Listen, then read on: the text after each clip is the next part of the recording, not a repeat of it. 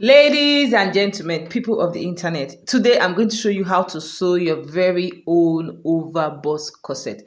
It's very simple, it's very easy, you don't have to rack your brain too much. Let us get into it.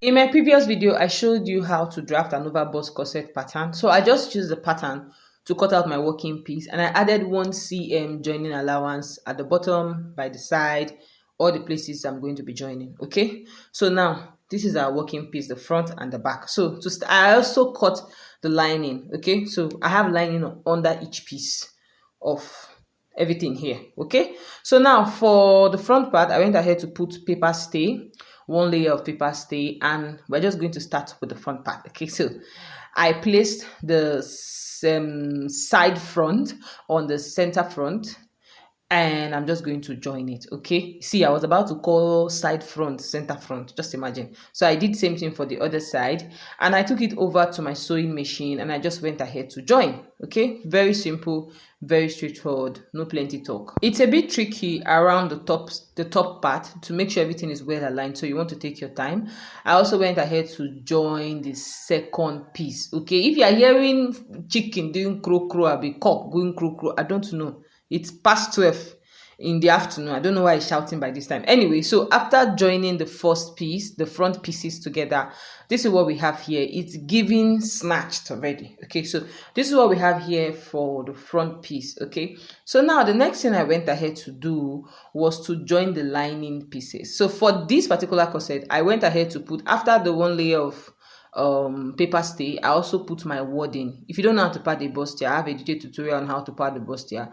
Check it out, link in the description box or in the comment section. Okay, so that is how I just attached a wording to the lining and I went ahead to join. I know you guys have been seeing my industrial machine in a lot of my tutorials now. You guys, I'm enjoying it too, and my baby is no longer crying because of the sound. So in fact, he even hums the sound right now. So I'm just here to share my testimony. Okay, so now after joining the lining piece, this is what we have here, ladies and gentlemen. I did not have ready-made bra cups at home, so I had to make my own bra cup, and I put boning on the bra cup. And the next thing I went ahead to do was to insert the bra cup on the bustier. If you don't know how to insert bra cup on bustier, I have a detailed tutorial on that, so check it out. Okay, so I just went ahead to attach the bra cup to the bustier. Okay, and I'm going to go ahead to attach boning to the middle part, to the under the bustier and in between the bustier. And this is what I did here. If you don't know how to do this, I also have another detailed tutorial on how to do this. Okay, so now the next thing I went ahead to do was to grab my hemming gum. That thing I just showed you was a hemming gum, and I placed it all over the cup. And this is my fiber, you know, that thing they put in our pillows. Okay, so this is my fiber. I placed it around the cup as well, and I just used my pressing iron. Before I bite my tongue, I use my pressing iron to just attach the fiber to the cup. Okay, because I don't have strength for bust caging.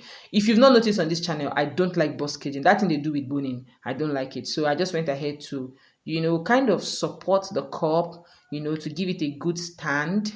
So this is what we have here, ladies and gentlemen. Very simple, very straightforward. Okay, so we are done prepping the bustier part, the lining part of this overbust corset. Now the next thing I went ahead to do for the main piece of the front part was to mark all the places I want my boning channel to be. Okay, you want to make sure it's in the middle, it's also on the bustier line, and other places you want to be strengthened because you want this corset to stand. Okay, now the bustier line, I mean, is that place we join the center front and the side front together. So this is my bias, and I'm going to use this bias to create boning channel. Okay, some people, they cover up their boning, they encase their boning and they attach, but I'm not really about that life. Okay, I no get strength for wahala, so I just went ahead to create boning channel on the front part. I made sure there was a channel on that bustier line, that place we joined. I made sure there was a channel there, also in the middle, also behind the bust, and any other place your mind is whispering to you to put boning channel. You want to make sure it's beautiful. You don't just want to throw channels here and there. You want to make it aesthetically pleasing. Okay, so which is what I went ahead to do for the front part. I want to make sure your measurement is equal on all sides. Don't just mark and by the time we are done, it's looking like the fault on the boning channel. Okay, so you can see how the front part looks like after I went ahead to insert all the boning channel. Now for the back, I just placed the center front on the center back on the side back, and I did same thing for the other side for the lining as well. I placed the center back on the side back, and I'm going to join. Okay, you guys have I've always told you guys on this channel that I always mistake center front for center back. I don't know why. Anyways, I went ahead to join the center. You see, I went ahead to join the center back to the side back, and I did same thing for the lining. So now let's work on the back part. Okay, so now this is the back part, and the next thing I went ahead to do was to grab a dark colored fabric. Okay, now the width is 3 inches. The length, you can work whatever length you want. Okay, so the width is 3 inches, and the first thing I went ahead to do was to attach it to the center back. Okay, the center back of the back part. And now I'm going to fold the remaining part of this fabric, and I make sure that it is aligning directly on that line. You see that place we joined the center back and the side back together. I made sure it is aligning directly on it. Okay, you can see I went ahead to secure it with my office pin, and I top stitch. Now the reason I'm doing this is because this is the place that is going to bear our eyelet, where we're going to lace, so we need to reinforce it. Okay, so after top stitching, I also went ahead to create a boning channel by just top stitching another line. So this is what we have here, ladies and gentlemen. I did this for one piece of the back part. I also did it for the second piece of the back part. All these things I said, if you don't understand, just rewind this video, just go back a bit and watch it again. Okay, so this is what the back part looks like. You can see it's neat. I always go for neat finishing. Okay, so now the next thing I went ahead to do was to mark out where I want my bone casing to be, my boning channel to be. Okay, so I went ahead to mark where I wanted my boning channel to be, and I just went ahead to top stitch my bias on the center back piece. Okay, so I top stitched my bias on one piece. I also did same thing. Everything I did for this piece, I did for this other piece of the back part. You guys know that the back part it is in 2 pieces before I bite my tongue. Okay, so this is what our back part is looking like. It's giving beautiful, it's giving cute, it's giving damsel that doesn't have time for rubbish. Okay. Okay, so now the next thing I went ahead to do, you guys remember that we added 1 inch joining allowance or seam allowance for this particular pattern. So I just marked out that 1 inch out. Now this is one of the reasons I love pattern drafting, because whatever you just added for seam allowance, that is what you subtract and you're good to go. Okay, so I went ahead to mark out the 1 inch joining allowance on both sides, and I grabbed the front part and I aligned the back part and the front part together. Okay, so after aligning the back part and the front part together, this is what we have here, ladies and gentlemen. I secured my office pin, and I'm just going to join it like that. Okay, so I also did same thing for the lining piece. Like I said, in the pattern tutorial, I showed you guys that I added 1 inch seam allowance. I'll be joining allowance by the side, so which is what I just marked out here on the main piece and also on the lining. And the next thing I went ahead to do was I took it over to my sewing machine and I went ahead to join. You guys, so many years ago, I can't remember the last time I used the threadling machine. I've been using domestic machine, but now that I transitioned to using my industrial machine, I don't want to look back. Using an industrial machine makes life easier. It makes sewing even faster. Okay, so now after joining the lining and the main piece, okay, individually, this is what we have here. Now I want to enforce the seams of this corset. So in the right side of this fabric, I was just showing you the back so you know where I'm referring to. I'm going to add boning channel on the seam allowances. Okay, I showed you the back so that you will know where I'm talking about. Okay, so now this is my bias tape, and I'm going to use this to add boning channel to the seam. Okay, to where that joining part, I'm going to add it on the 2 sides. Okay, so which is what I went ahead to do. I used the bias to create a boning channel. You can encase your boning if you don't want to go through all this stress I'm going through. But me, I did not have strength for that encasing. Okay, so now after creating the boning channel, I went ahead to cut out the excess, and I'll show you this on camera so that you will know exactly where I put this final 2 boning channels. Okay, so now this is what we have here, ladies and gentlemen.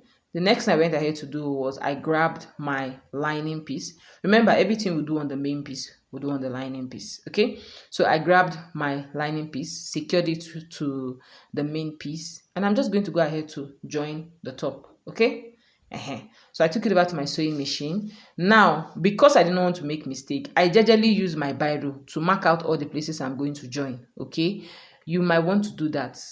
For me, I can be clumsy sometimes, and because I want neat finishing, I always go like the extra mile to make sure that my lines are accurate. Okay, so that's why I marked out the exact points that I was joining, and I flipped it over and went ahead to top stitch. Now this top stitching, I top stitched the sides before I now top stitch the middle, because of this pointed overbust we have at the top. So it was a little tricky top stitching end to end. So I did the sides first, side to middle, then I did the middle. Okay, and for some reason when I was top stitching the middle, I forgot to press record on my camera. Okay, so now after top stitching, I went ahead to put hemming gum. No, before the hemming gum, now this is what you're going to flip it over for the side. Remember that the sides, they are still open, it's not well closed. So I went ahead to align it like this. Okay, you can see how I flipped it over.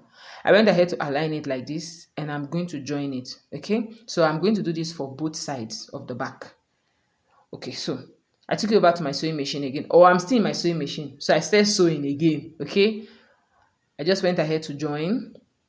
After joining the 2 pieces together, I did same thing for the other side. I went ahead to join, then I turned it over. Okay, you guys, corset is not difficult to make. If you can make a bustier, you can make a corset. So once you have that idea at the back of your mind, everything just comes easy for you. Okay, so I went ahead to top stitch, and this particular top stitching, you want to make sure that the lining is not puffing out. I just went ahead to top stitch to hold everything in place. Then I went ahead to make a second line to create a boning channel, just like we did when we attached the black piece initially. Okay, so this is what we have here. You can see, you have an idea what I just did here, right? So this is what we have here, ladies and gentlemen. I've gone ahead to top stitch and create another boning channel. Okay, so we have 2 boning channels on that back piece. So now the next thing I went ahead to do was to grab my boning, because what's a corset without boning? In fact, these days, once you put boning in a bustier, it have turned to corsets. I'm tired of all of you. Okay, so now the next thing I went ahead to do, guys.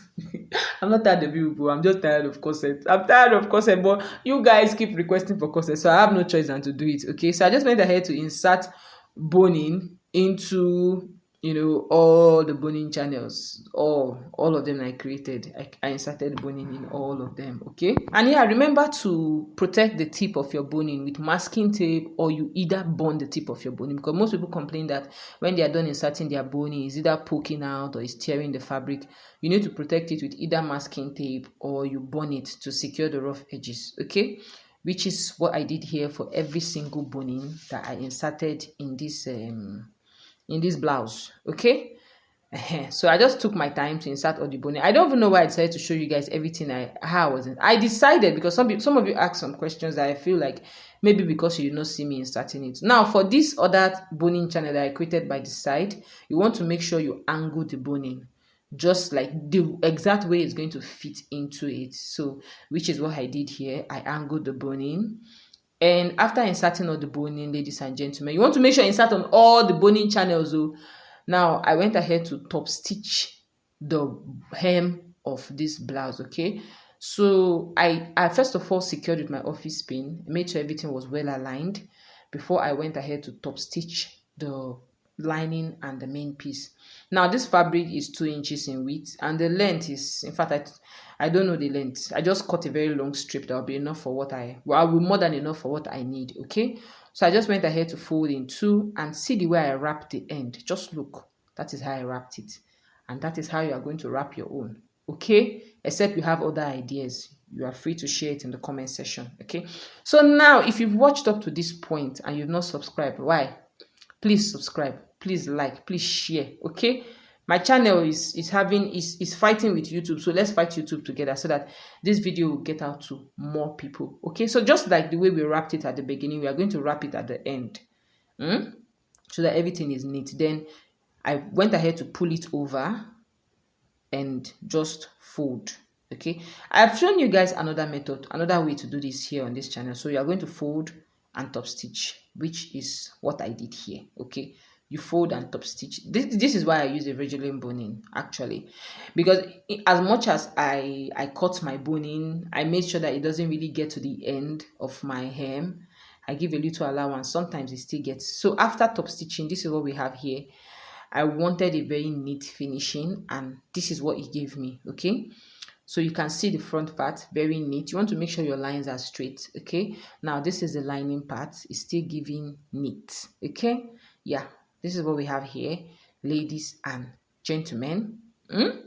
So after top stitching, the next thing I went ahead to do was to create eyelet holes, a gommet hole, whatever you want to call it, where that lacing rope is going to pass through. I went ahead to create it, and ladies and gentlemen, this is what the overbust corset looks like. And I know all of you will be like, oh, that is not really deep. I didn't want it deep because I wanted something I was going to be able to wear out. If I did it very, very deep, like those other ones you are saying, I will end up dashing it. I recently gave out about 4 or 5 corsets because I am not wearing them. So you guys, if you want your own deep, adjust it in the pattern. Okay, so this is what the back is giving. It's giving sweet girl in her yummy mommy era. Yes, if you don't know, I have a baby. Okay, so this is how simple and easy it is to sew an overbust corset. Thank you for watching. Bye.